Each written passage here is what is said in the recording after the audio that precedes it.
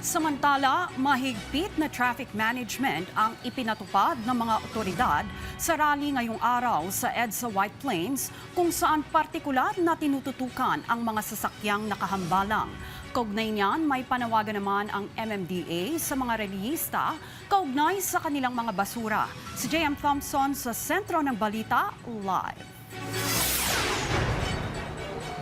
Trixie, maraming motorista kahapon nang nabigla dahil sa matinding traffic dulot ng biglaang rally. Kaya naman ngayong araw, ang ilan sa kanila ay nagdesisyon o dumaan na lamang sa alternatibong ruta at maagang pumasok para hindi na maabala ng trapiko. Tuloy-tuloy naman ang pagtitiyak ng mga otoridad na tuloy-tuloy yung daloy ng mga sasakyan lalo na dito sa harap ng EDSA People Power Monument. Ilang beses sinubukan ng MMDA na mag-tow ng mga sasakyan na naka-illegal parking sa may EDSA People Power Monument matapos ang biglaang rally kahapon. Ngunit hindi nila ito nagawa dahil umano sa hindi pagpayag ng mga rallyista. Iniwasan na lamang ng ahensya na magkagulo. Pero tiniyak naman ni MMDA Chairman Attorney Don Artes na nag-issue sila ng mga tickets sa kanilang mga nahuli. Kaya minabuti po namin na mag-stand down. Pero hindi po ibig sabihin nito na wala kaming ginawa. In fact, nag-issue po kami ng mga citation tickets for illegal parking.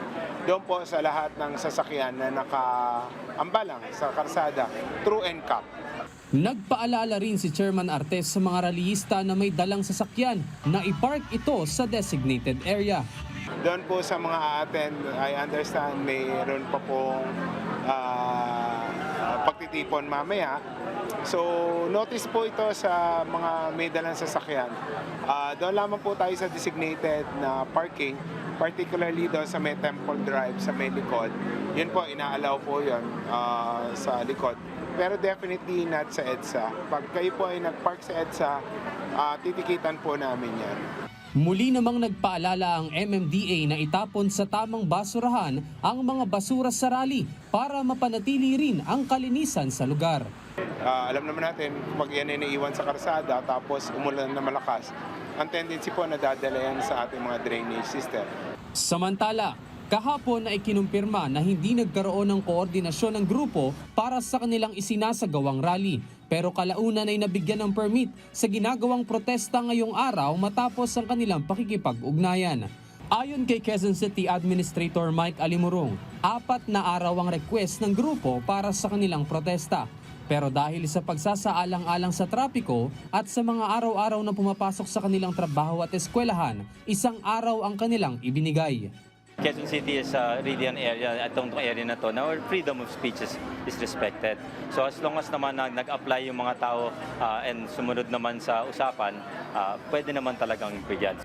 Bahagya lang humupa kaninang madaling araw ang mga tao rito, pero ngayon ay tuloy-tuloy pa rin ang pagdating ng ilang individual. Hanggang alas 8 naman ng gabi ang nakasaad sa permit, habang mahigpit naman ang pagbabantay ng mga kapulisan para mapanatili ang peace and order.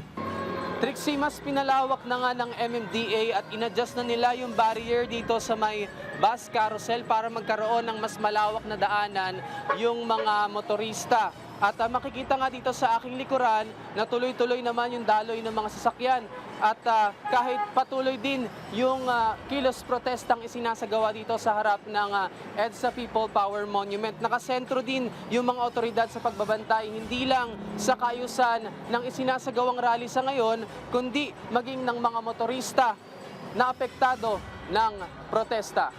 Yan ang muna ang pinakauling balita mula rito sa EDSA People Power Monument. Balik sa inyo sa studio, Trixie. Okay, maraming salamat, JM Thompson.